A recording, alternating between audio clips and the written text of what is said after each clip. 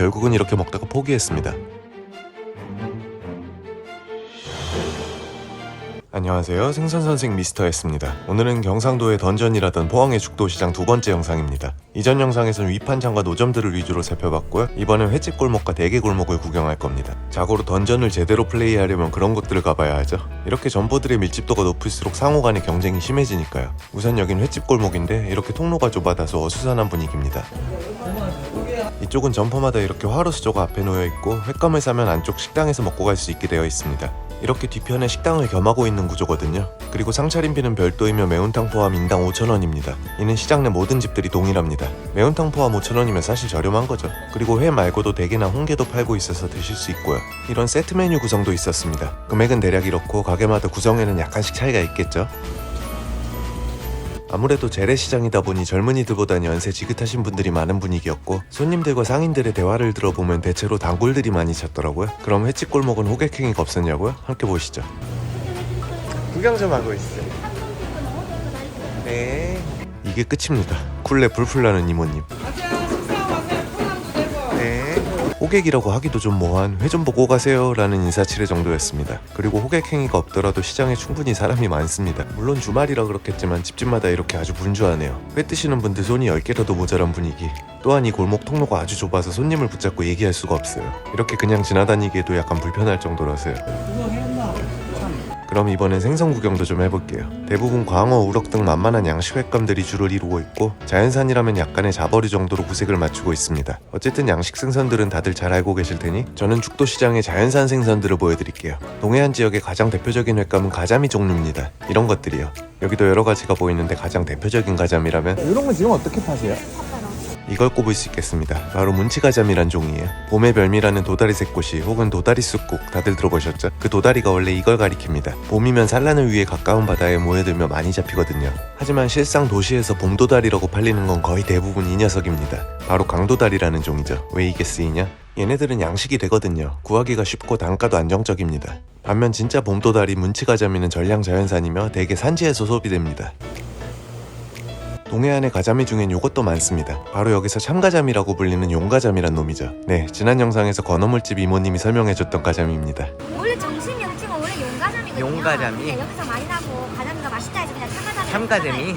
상인 아주머니께서 아주 정확하게 잘 알려주셨네요. 여기선 용가자미를 참가자미란 방언으로 부르지만 사실 둘은 다른 종이죠. 사실 가자미 중 회맛은 그렇게 뛰어난 편은 아닙니다. 회 맛있기로 유명한 건 바로 이거죠. 줄가자미입니다. 이시갈이란 별명으로 유명한데 오돌토돌한 껍질이 특징이에요.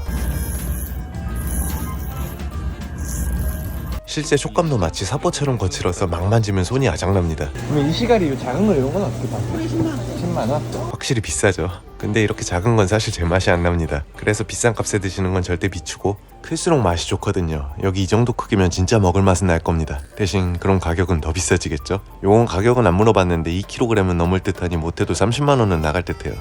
잠깐 30만 원이면 근데 생각해보니까 계산 잘못했어.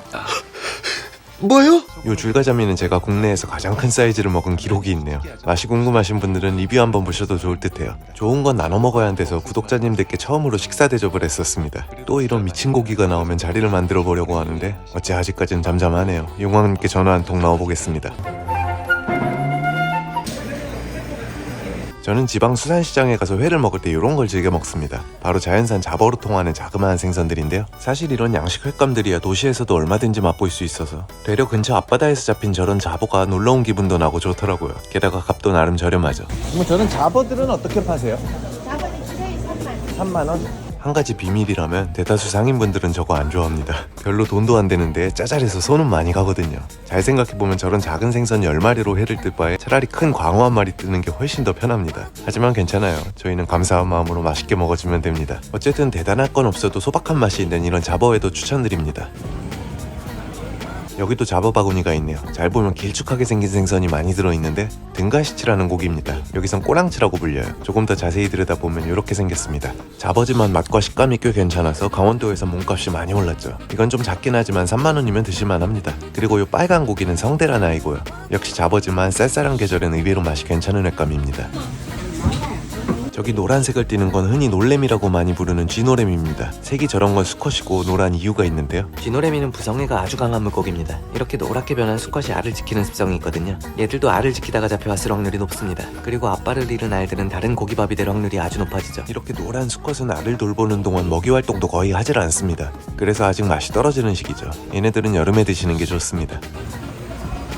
또 이쪽에 보이는 건 빨간 회떼란 생선인데요. 이쪽에서 홍치라고 불리는 잡어 중에 상잡어입니다. 보통 물에나 모둠에 많이 들어갑니다. 다른 걸 섞어서 드시면 모를까 이걸 단독으로 드시는 건 추천드리지 않아요. 자, 이렇게 던전의 첫 번째 구역 횟집 골목을 돌아봤는데요. 개인적인 소감이라면 실망이 너무 컸습니다. 뭐요? 던전이라기엔 난이도가 너무 낮았어요. 이건 뭐 튜토리얼 수준입니다. 횟감 시세와 초장집 금액도 생각보단 저렴했고요. 특히 위쪽 강원도에 비하면 이 정도야 뭐 해자로운 수준이죠. 호객행위는 호객이라기에도 애매한 정도였고요. 일단 제가 본 바로는 딱히 던전이랄 이유가 없었네요. 오히려 저한테는 통로가 좁다는 게 제일 불편한 점이었습니다. 그래도 뭐 이번엔 제가 직접 먹어보진 않았으니 이 부분은 죽도시장 횟집을 이용해보신 시청자분들께서 댓글로 의견 공유해주시면 모두에게 너무 좋을 것 같네요. 부지런히 걸었더니 배가 고파서 밥 먹으러 왔습니다. 보리밥 정식 너무 유명하죠? 자리에 앉자마자 따뜻한 숭늉부터 나오고 금방 밥상이 차려집니다. 이게 1인분 7,500원 보리밥 정식이에요. 노릇노릇한 고등어구이에 따뜻한 된장찌개 곁들여진 너무 친숙한 백반이죠. 까끌한 보리밥 나물을 넣고 팍팍 비벼줍니다. 비벼? 막 비벼. 막 비벼. 얘 이리로 가. 서로 갔다 앞으로 갔다 뒤로 가. 저 정도로 비비는데 사실 뭐 맛이 없을 수가. 사실 뭐 엄청난 맛이랄 건 없지만 저렴하게 함께 하기엔 이만하면 최고죠. 그럼 오늘도 맛있게 잘 먹었습니다. 그리고 나선 게를 사러 갔습니다. 얘네들은 그냥 봐도 너무 희끄부레 해서 패스. 얘네들도 너무 깨끗하게 생겨서 패스. 요즘 계속되는 강풍에 대게잡이 배들도 출항을 못하고 있는 상황입니다. 그래서 시세도 좀 높은 감이 있고 물량도 많지가 않네요. 그나마 가성비로 먹어볼 만한 대게라면 이 정도 될 것 같습니다. 얘네들은 어째 대게치고 빛깔이 붉으스름하죠? 이건 서식지에 따른 색깔 차이입니다. 깊은 곳에 살수록 색이 붉은 경향이 있어요. 대게보다 훨씬 깊은 곳에 사는 홍게가 시뻘건 이유이기도 합니다. 요거는 12만원. 솔직히 말해서 진짜 좋은 국산 대게는 없었습니다. 전멸이에요. 이번엔 할 수 없이 차선책으로 질보단 양입니다. 일단은 다 살아있는 게라서 크게 망할 일은 없겠네요. 10마리 12만원짜리 한 줄 구입해봅니다. 참고로 구입시 찜과 포장비는 무료입니다. 게를 찌는 동안 마케도 좀 사오기로 했어요. 탈주 중인 문어가 보이길래 어머니 뭐 문어 나가요. 신고도 했습니다. 결국 붙잡혀 들어가는 머머리찡. 요거 하나만 좀 포장 좀 해갈게요. 아유 고맙습니다. 미주구리 2마리 더 넣어주셨네요. 요새는 손질한 생선을 세절기에 넣으면 몇 초 만에 막회가 뚝딱 나와요. 그렇게 나온 막회를 저 플라스틱 통에 넣고 뚜껑을 덮어 돌리면 물기가 쫙 빠져요. 이걸 물빨래 한다고 해서 맛도 빠진다고 싫어하시는 분들도 많은데 대신 민물에서 소독되는 효과가 있어 이런 좌판에선 좀 더 안전합니다. 바쁜 상인들은 좀 더 빠른 작업이 가능해지고요. 맛이 좀 밍밍해진다는 건 저도 뭐 어느 정도 동의하는 편인데요. 어차피 무침이나 물회로 먹을 거고 값싼 잡어들이라 별 신경은 안 씁니다. 막회를 사면 저렇게 무침용 야채도 같이 주시거든요. 애초에 그냥 먹지 말고 무쳐 먹으라고 나온 겁니다. 나름 얼음까지 퍼서 아이스팩을 만들어 주시고 보냉 쇼핑백에 깔끔하게 포장을 해줍니다. 이건 마케에 들어간 청어입니다. 고소한 맛이 진한 붉은살 생선이죠. 이건 함께 들어간 핫꽁치고요. 꽁치와 이름이 비슷하지만 이건 깔끔한 흰살 생선입니다. 정말 예쁘게 생겼죠? 이렇게 포만 떠서 팔기도 해요. 이런 걸 사다가 굽거나 튀겨 드셔도 간편하고 좋죠. 마케에 들어간 세 번째 생선 기름가자미입니다. 보면 아시겠지만 마케에는 뼈째 썰어 먹는 생선이 많이 쓰이니 뼈 씹히는 걸 싫어하시는 분들께는 비추합니다. 또한 외부에 노출된 좌판 특성상 기온이 높은 계절엔 조심하시는 게 좋고요. 그럼 이제 살 건 다 샀네요. 숙소에 가서 먹을 겁니다. 네, 고맙습니다. 안녕히 계세요. 네. 자, 그럼 이제 마지막으로 죽도시장 최종 던전에 입성합니다. 바로 여기 대게거리입니다. 원래 어느 시장이던 대게집들 모인 곳이 호객이 심한 게 국룰이죠. 그럼 구경 시작합니다. 확실히 이쪽으로 들어서니 호객 행위가 심하네요. 집집마다 사람들이 나와서 지나가는 관광객들에게 홍보를 합니다. 그래도 강도가 높진 않네요. 몇 마디 붙여보다간 돌아보시고 오세요 라며 곱게 보내줍니다.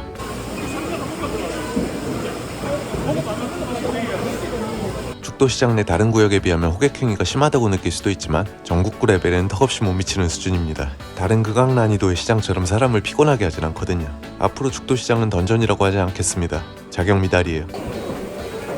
대신 그보다 한 가지 아쉬운 점이라면 올해도 여전히 보이는 이 박달대기입니다. 박달대기는 단단한 박달나무처럼 속살이 꽉 찼다는 의미로 쓰이는 말인데 영덕과 포항에선 이런 좋은 대게의 집 개발에 인증마크인 완장을 채워줍니다. 바로 이렇게요. 이건 영덕의 박달대게 완장이고 이건 구룡복건인데요. 둘 다 끊기 전엔 풀 수 없는 플라스틱 소재로 되어 있죠.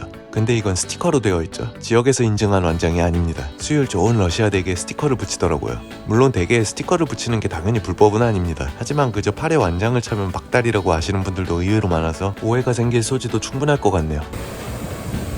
어쨌든 이쪽도 조금 더 구경해 볼게요. 이날 저는 호객 행위에 시달리지 않고 아주 편하게 시장 구경을 했습니다. 사실 제가 생긴 게 좀 호구상이기도 한데 호구상이지만 동시에 거지상이라서 밥도 못 먹고 다니게 생겼다는 말을 종종 듣습니다.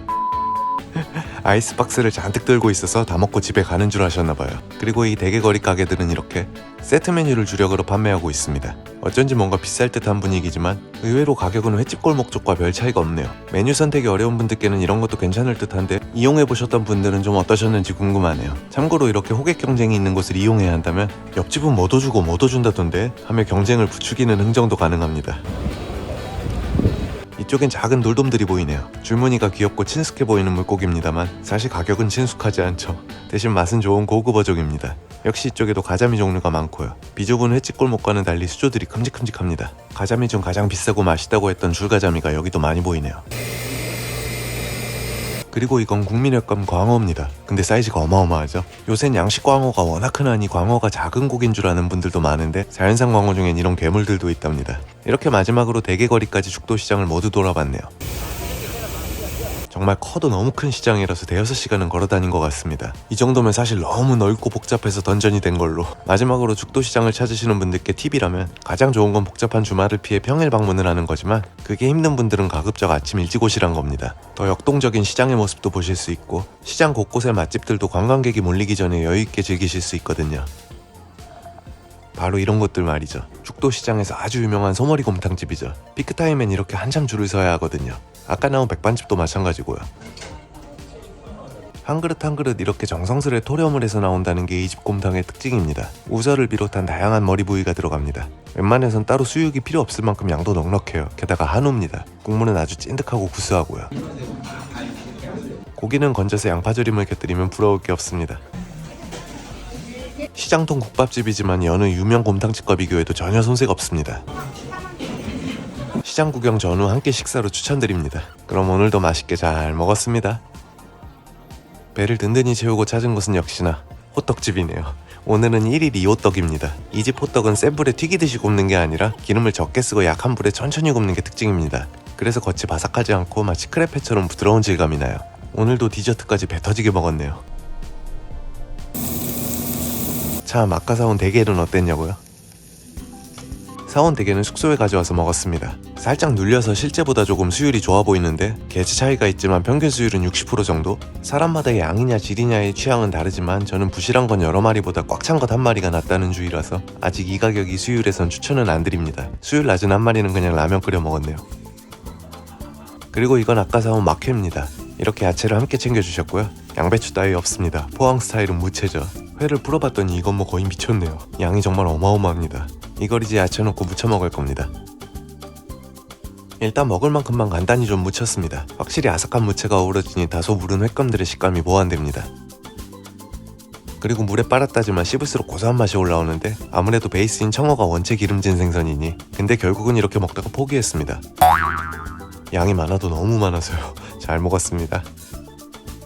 포항 죽도시장 영상은 여기까지입니다. 재밌게 보셨다면 구독과 좋아요 부탁드리며 마치겠습니다. 그럼 전 이제 구룡포로 넘어갑니다. 다음 영상에서 뵐게요. 네? 구룡포는 왜 가냐고요? 에이, 아시면서 또 게 먹으러 갑니다.